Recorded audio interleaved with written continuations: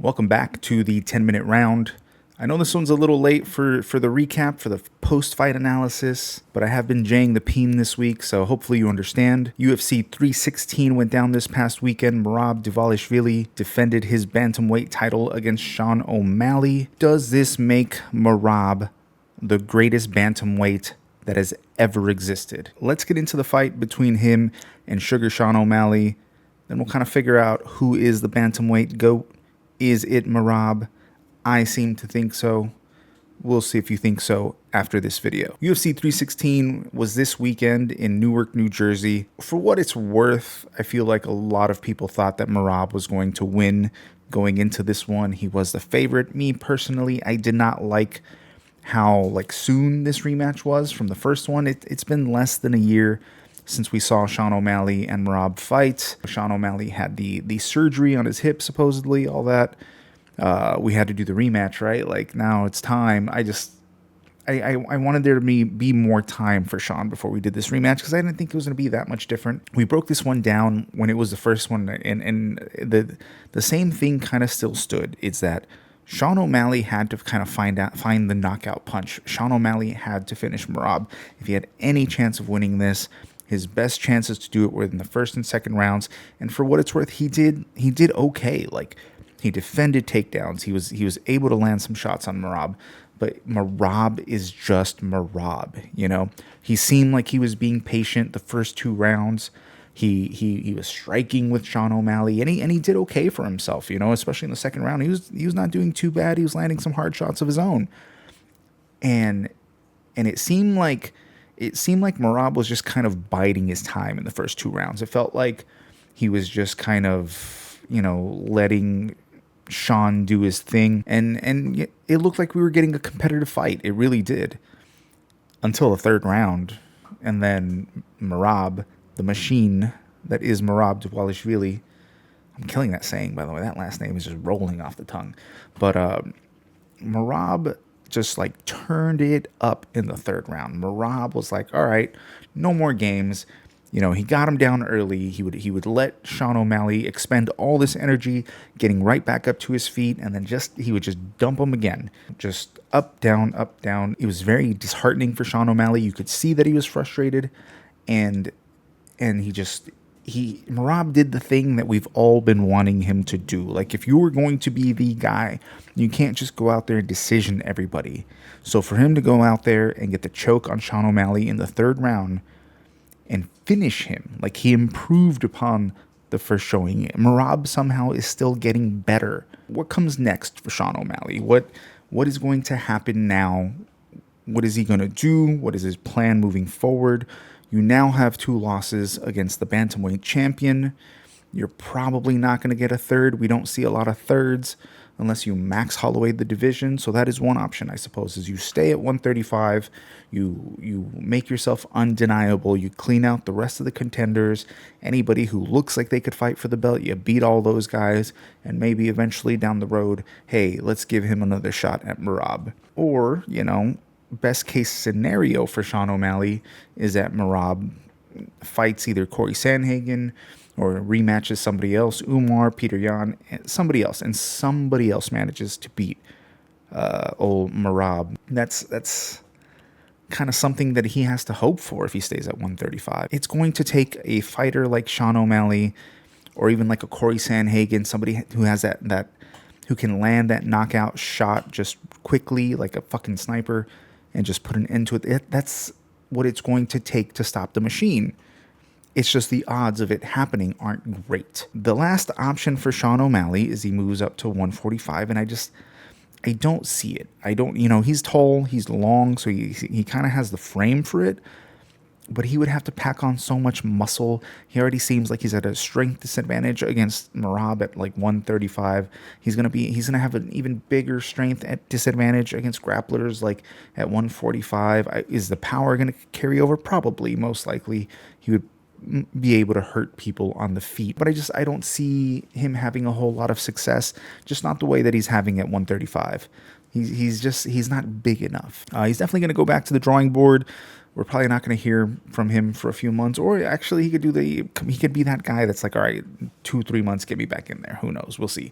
But for now, Sean O'Malley, he's in a tough spot, so we'll see what he decides moving forward. And as far as Merab, is he the bantamweight GOAT? I think so. Who else are we making the argument for? We're saying we're throwing Dominic Cruz's name out there, right? Dominic Cruz, he was the WEC bantamweight champion. He defended it a few times there. When the UFC bought the WEC, they absorbed the WEC, they absorbed the weight classes. Dominic Cruz was automatically the bantamweight champion in the UFC. He defended his belt, against Uriah Faber. He had the defense against Demetrius Johnson, mind you, an undersized Demetrius Johnson. Then he had that long layoff. He had the 3 years off, came back, had an impressive performance, got himself a title shot against TJ Dillashaw. He won that fight. He beat TJ Dillashaw. He defended it one time against Uriah Faber, and then he lost to Cody Garbrandt. So he had a run. He had some defenses in WEC. He had some defenses in the UFC. Uriah Faber twice. So he had some good wins. But look at Merab, dude. Look who he beat going just to get the title shot in the UFC. He beat Jose Aldo, former 145-pound king, one of the best to ever do it. He beat Peter Yan, former champion. Peter Yan, former 135-pound champion. He beat Henry Cejudo, former 2-weight world champion. And that's just to challenge for the belt. He was on a disgusting winning streak by that point. He went in there, he beat Sean O'Malley. Then he goes in there and he beats the guy that everybody's like, this is the future. This is the guy, Umar Nurmagomedov, Khabib's cousin. That's gonna be the guy that dominates the division for the foreseeable future. Merab goes in there and he beats that guy too. And now he went out there and he finished Sean O'Malley. Like, to me, Merab is the bantamweight GOAT. You only have the Corey Sandhagen fight as far as like what elite guys has he not beat. Corey Sandhagen's the last one. Corey Sandhagen is a guy that whenever he had his toughest opponents, those are, generally fights that he would lose. So who knows what we're going to see out of him. Corey Sandhagen has the least amount of like accolades of all the guys that I've mentioned. Corey Sandhagen has accomplished the least, but if he beats that, like who's left? Who's left for Merab? It's all rematches for the foreseeable future, and you just got to hope that one of those guys figures out how to beat him. So congrats to Merab. I think he seems like a nice dude. He deserves it. He works hard. So I'm happy for him. To me, he is the bantamweight GOAT. The co-main event on UFC 316 was Juliana Pena against Kayla Harrison. Kayla Harrison just made it look easy, man. Conventional wisdom said that for Juliana Pena to win this fight, she had to take advantage of the fact that Kayla Harrison has to cut so much weight to make 135. She has to kill herself to make 135. So it would benefit Juliana Pena if she could drag the fights into round 3, 4, and 5. And I thought so too. I thought that if she could get it there, maybe she could have some success. That Kayla would gas out. We've seen Kayla lose before. She's not invincible. She's not unstoppable, but Juliana Pena, for everything that she lacks as far as like a clean skill set, going out there throwing nice stuff, like it all looks pretty rough, but she's a fucking dog. She's a dog, and maybe she could have taken advantage of that in the later rounds. Instead, Kayla Harrison, the absolute monster that is Kayla Harrison, goes out there and just starches her, man. Juliana had nothing for her. She had a couple illegal up kicks, which shout out to Shaolin Ribeiro for taking a point away. That was, you don't see that very often, but it seemed like Juliana was like, hey, I just need to survive these first 2 rounds. And she wasn't offering a lot of resistance. She was just like, just don't let Kayla finish you. And Kayla just kind of was like, hey, I'm going to take you down. I'm going to beat you up a little bit. She grabbed that. She pulled that Kimura, right before the second round ended, and that's it. It was over. Now we have something to get excited about in the women's divisions. I've been feeling like there hasn't been much to get excited about. Amanda Nunes versus Kayla Harrison. I don't know how competitive it's going to be. but it's a fight that we can get a little bit hyped up for. We can get hyped for a Kayla Harrison versus Amanda Nunes. We got some storylines there. Kayla Harrison is buddies with Ronda Rousey. She's this hulking Olympic judo champion. Amanda Nunes is the GOAT. What is Amanda going to look like? I don't know. She's been retired for 2 years. I'm generally not a fan of hey, let me come out of retirement to fight. The fighters just generally don't look great when they do that. Of course, there are some exceptions out there, but not enough. For Kayla Harrison, man, I don't know how long she's going to be able to make this weight. She has to kill herself to make this weight. I don't know how many times she's going to want to do it. I don't know how long this career is going to be for her. She's 34 years old. You might as well get the big fights in right now. So for now, at least we get one big fight in the women's division. You can pair it up with the Valentina Shevchenko versus Zhang Weili. Maybe we have a ladies' night. All right, for the rest of the card, we're going to break it down real fast. Very unimpressed by Joe Pfeiffer. He had a massive size advantage over the shadow of Kelvin Gastelum. It still looked very uninspired. He won. He won the fight. Kelvin looked just small. He looked slow. Kelvin, I feel for the guy because, I love watching him fight. I just think his best days are behind him.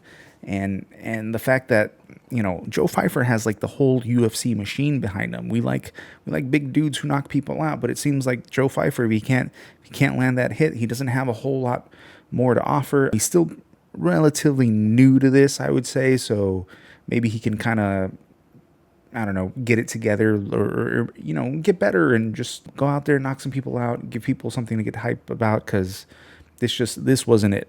I don't know. Is it just that I think he's kind of a prick? I don't know. But it wasn't great. It wasn't a great fight. Even he thought it wasn't great. So no, I'm not wrong in that. And speaking of uninspired, Patchy Mix, probably one of the worst debuts of a champion from another organization. I don't know what was going through his head. He just seemed kind of frozen. Obviously, he was stiff, all that. I feel like we've seen that from Patchy before, as far as he's not the best striker. He doesn't move a whole lot. I feel like that wasn't super new, but it just, the dude even trying to go for the takedown, he tried he had one half-ass takedown, maybe two at the most. And it just, I don't know, it didn't look great. Obviously, Mario Bautista doesn't have a whole lot of fans after that Jose Aldo fight, but the dude's good, man. He's tough, he's durable, he can fight at a high pace. We'll see what's next for him. I think he kind of deserves maybe a top 5, maybe somebody like a Song Yadong. I don't know what Song Yadong is up to. I think he has a fun name to say, Song Yadong. But Mario Bautista, Song Yadong, let's make it happen. I think it's a pretty good fight. Kevin Holland should just stay at 170. I know he doesn't like to cut the weight. We see the good version of Kevin Holland much more at 170.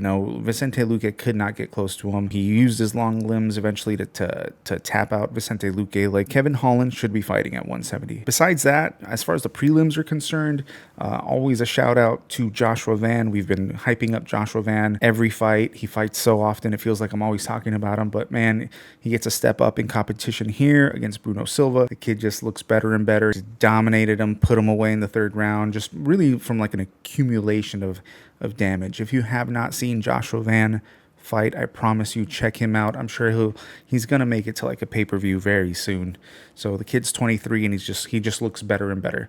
And finally, we had Zombie Jr. Ju Sang Yu with a sick knockout, just face planted. Oh boy, it was nice. It was beautiful. Best knockout of the night. I think he got $50K for him. Congratulations. That's it. That's all we're going to talk about for UFC 316. This weekend, we have Kamaru Usman versus Joaquin Buckley. That is a great fight. Honestly, the card itself, if you look at the card's not too shabby. Not too shabby. So we'll talk about that on Thursday. I'll try to get one out on Thursday for that card. So if you made it this far, thank you very much for watching. I appreciate you. Yeah, I'll see you next time. Thanks. Peace.